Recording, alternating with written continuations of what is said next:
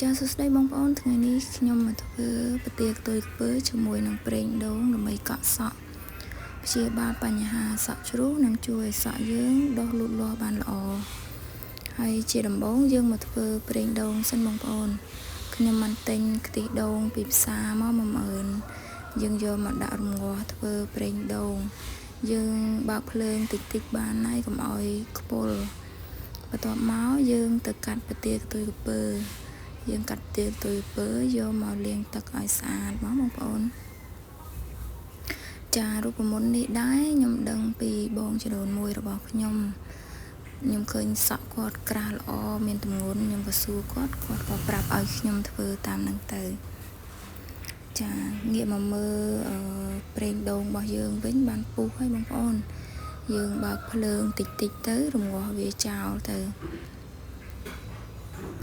បន្ទាប់មកយើងមកចិតប្រទាលខ្ទុយខ្ពើរបស់យើងចិតសបកវាឲ្យស្អាតមក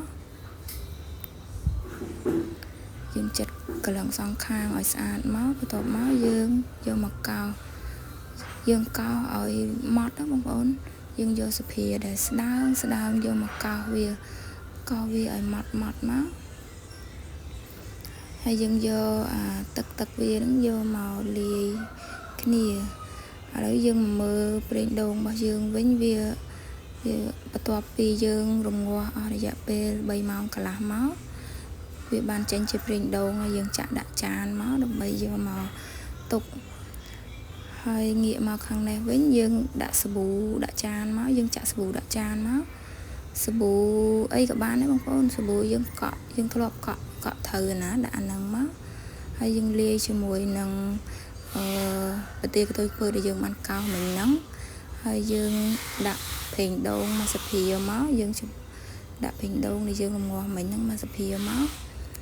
បន្ទាប់មកយើងចាប់ដើមច្បល់វាឲ្យចូលសព្វគ្នាល្អទៅ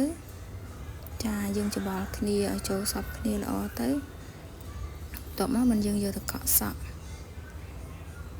ចានេះបងប្អូនលទ្ធផលសក់ដែលកក់ហើយវាទន់បងប្អូនវាទន់មែនតើ